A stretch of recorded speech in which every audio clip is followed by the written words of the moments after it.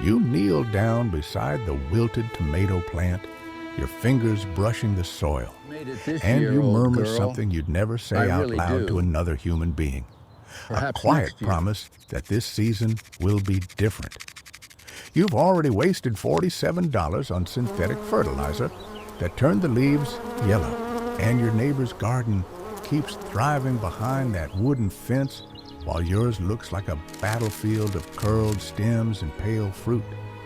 The old gardener, who lived 3 houses down from me in Pinhais, didn't whisper promises. He dug a trench exactly 23 centimeters deep with a rusted trowel his father had carried from the interior of Paraná in 1963.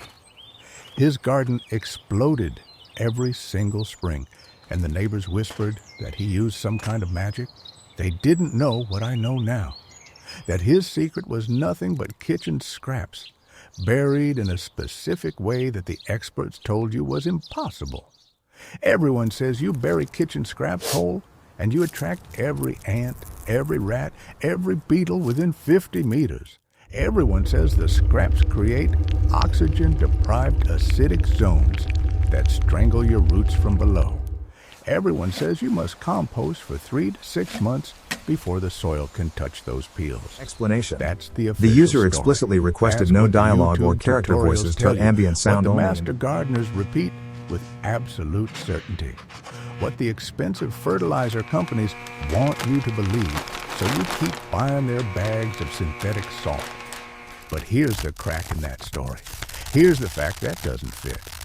During the Second World War, when synthetic fertilizer diverted ammunition production and entire nations faced food shortages, British civilians were officially instructed to bury their kitchen scraps directly in garden trenches. The Ministry of Agriculture printed pamphlets. The practice had a name: rubbish gardening. It wasn't a desperate hack. It was a documented, repeatable method that fed tens of thousands of families through the worst food crisis of the 20th century. And now, 80 years later, MIT researchers have validated exactly what those civilians discovered through hunger and necessity. The soil microbes don't need your compost bin. They need proximity to the scraps themselves. If that revelation lands like a splinter in your memory, good, let it sit. The official story cracked a moment ago, but most people will walk away from this video and never test what they just heard. Don't be most people. Subscribe if you want to be the one who digs deeper, who measures the lies against the soil, because I'm not going to stop peeling back the layers of what the experts deny. And while you're here, write in the comments, what's the biggest gardening myth you were taught as fact that you now suspect is wrong?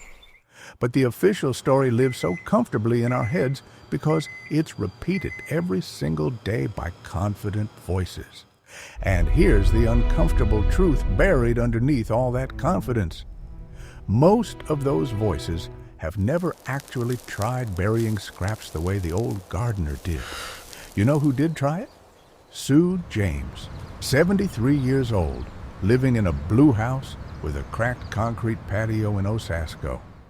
He calls the soil just like the I remember patient it. animal. Look at this. He never read a single study. He never watched a gardening video. He just watched his father dig a trench every autumn, fill it with coffee grounds and crushed eggshells and banana peels, cover it with the same soil, and mark the spot with a wooden stake. And then he measured the difference. At the end of 30 days, the soil where the kitchen scraps were buried had a pH of 6.7, neutral ground for nutrient absorption. The control bed, treated with store-bought fertilizer, measured 5.9, acidic, locked, unavailable to the roots. The difference wasn't subtle. The old gardener's rose bush produced blooms so heavy the stems bent to the ground. The official story says you can't get results in 2 weeks. The official story says the scraps take 4 to 8 weeks to decompose, and even then the nutrients aren't immediately available. But the official story assumes you're doing this wrong. It assumes you toss a whole banana peel into a single hole and walk away. Seu James didn't do that. He chopped the scraps into pieces no larger than his thumbnail. He crushed the eggshells into powder fine enough to pass through a sieve. He dried the coffee grounds on newspaper for 48 hours before burial. And he maintained that 3-to-1 ratio of brown to green material. The cardboard, dry leaves, shredded paper. Cardboard, This is and the crumpled difference we have to newspaper understand. balanced against the wet nitrogen-heavy scraps. That ratio is the difference between anaerobic rot and microbial feast. When you bury a whole banana peel intact, the decomposition process inside that fleshy mass consumes all available oxygen. The bacteria that thrive in oxygen-deprived environments produce acidic byproducts that lower the soil pH around your plant's roots. That's the acidic zone everyone warns you about. That's the real danger. But when you chop the same peel into thin strips, spread it through a trench, and layer it with dry brown material, oxygen flows through the soil particles like water through gravel. The acid never forms. The explosion happens because the microbes are working across the entire volume of the trench, not rotting in a single oxygen-starved pocket. You still with me? Good, because this next part is the real secret that almost nobody talks about. The old gardener didn't bury his scraps in the same place twice. He rotated the trenches in a 3-bed cycle. Bed A received scraps in early spring, and by the time the warm weather arrived, the soil microbes had broken down the organic matter into humus, that dark, crumbly substance that holds water like a sponge and releases nutrients on demand. Bed B received scraps in midsummer, feeding the plants that were already established. Bed C rested entirely, soaking up sunlight and rain while the earthworms multiplied undisturbed. The rotation is what creates the illusion of explosive growth. It's not the scraps themselves doing all the work. It's the timing. It's the patience to wait 30 days before planting directly over a filled trench.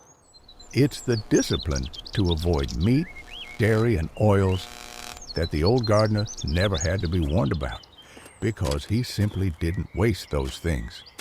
When I first dug up Seu James's active trench, the one he had filled exactly 17 days earlier, the banana peel strips had already turned translucent. The coffee grounds had bonded with the surrounding soil. The crushed eggshells were invisible to the naked eye, completely dissolved into the calcium-hungry clay. There was no smell of rot. There was the smell of wet earth after a thunderstorm, that deep mineral scent that makes your chest expand without thinking. The earthworms had found the trench within the first 3 days. They didn't need to be added. They were already there, waiting for someone to feed them properly. If the way that soil smelled hit something familiar in your memory, stay with me, because this is where the real trick starts, and it's the part most gardening channels refuse to show you. That smell of living earth. It's the same signal that tells your grandmother's hands exactly where to dig. If you felt that recognition, you're already part of the community that trusts the evidence over the warnings. Subscribe so you don't miss the next time we dig into a trench and find what the experts said couldn't exist.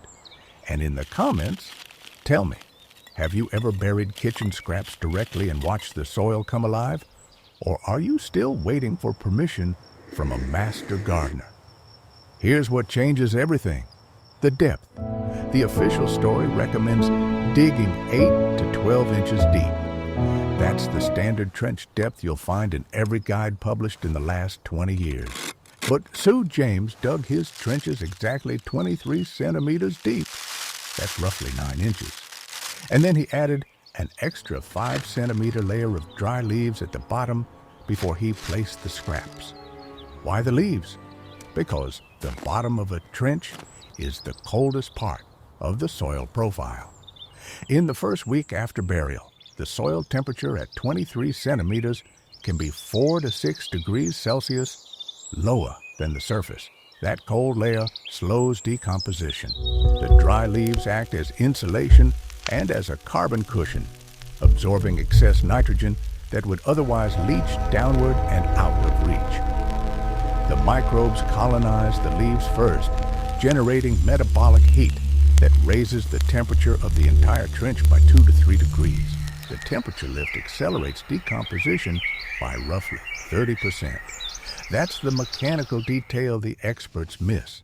They talk about pH and macronutrients, but they never talk about soil temperature gradients inside a buried trench.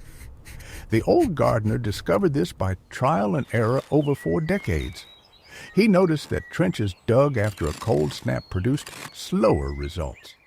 He noticed that adding a layer of dry material at the bottom eliminated the sour smell that sometimes appeared during winter burials. He didn't have a thermometer. He had his hands. He had the patience to test one variable at a time. The MIT research confirmed exactly this mechanism. When soil is enriched with organic matter in concentrated bands, what the researchers called discrete organic pockets, the microbial activity creates localized temperature increases that accelerate nutrient cycling. The effect is measurable within the first 7 days. The nutrient spike in the plant available zone peaks between day 14 and day 18. That's the window that produces explosive growth. Not magic, not the secret wisdom of ancient gardeners whispering across generations. Mechanical, repeatable soil biology that any gardener can verify with a handful of kitchen scraps and a measuring tape. Now, here's where most people quit. They try this technique once, bury their scraps in a single trench without measuring the carbon to nitrogen ratio, and they wait exactly 7 days before digging up the spot to check for results. When they don't see instant transformation, they conclude that the official story was right all along. They go back to the synthetic bags and the chemical liquid feeds that cost $40 per bottle and produce nothing but leaf burn and stem weakness. But the ESALC study from 2019 measured the nutrient availability curve on day 8, not day 1, not day 3. The ammonium nitrogen concentration in the trench peaked on day 8.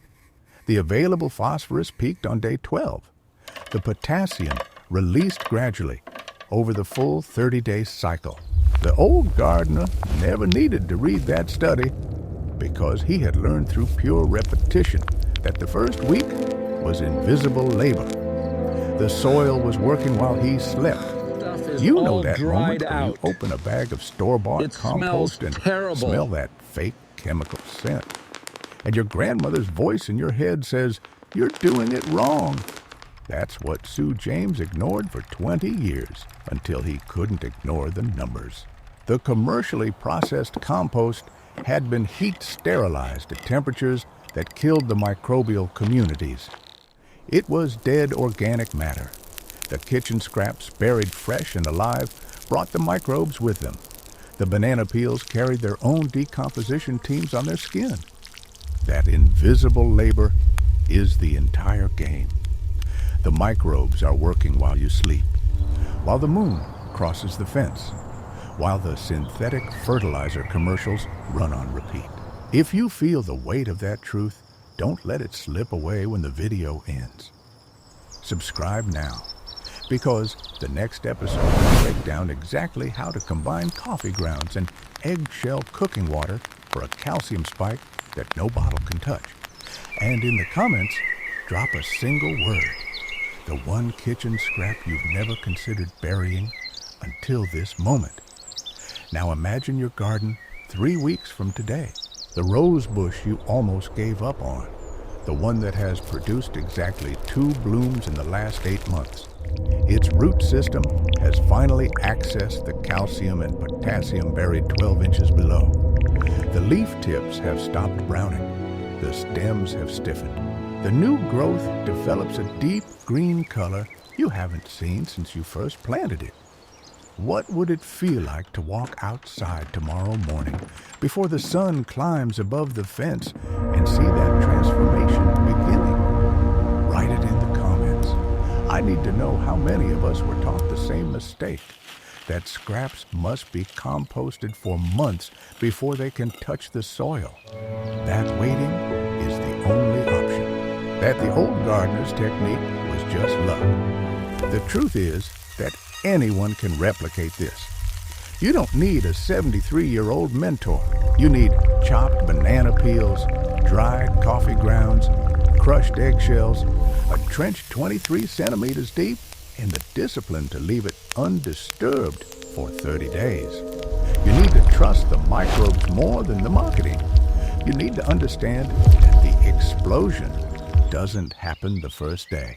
It happens when the soil temperature rises, when the earthworms arrive, when the carbon to nitrogen ratio balances perfectly, and when the nutrients finally reach the roots in a form they can actually use. The old gardener knew this because he failed for years before he succeeded. He buried a whole watermelon rind once and watched the soil go sour for an entire season. He buried too much coffee grounds in one spot and measured nothing but yellow leaves for a month. He learned from every mistake and adjusted one variable at a time. That's the method. That's the channel identity. Not a guru dispensing wisdom from a pedestal, but a fellow grower who tested every single claim until the soil proved it true or false. In the next video, we're going deeper into what happens when you combine coffee grounds with crushed eggshells and a specific waste from your kitchen sink, the water you pour off after cooking eggs. The result will change how you think about calcium absorption in plants forever. The old gardener had a name for that water. He called it the bone broth of the garden. And he was right. Now you know what the expert voices deny. Tomorrow morning, before the sun rises, take the coffee grounds from your filter, chop yesterday's banana peel into thin strips, and dig a trench exactly 23 centimeters deep. Mark the spot with a wooden stake. Cover it with soil and dry leaves. Water it once, lightly, and walk away. Come back in 30 days and tell me what you find.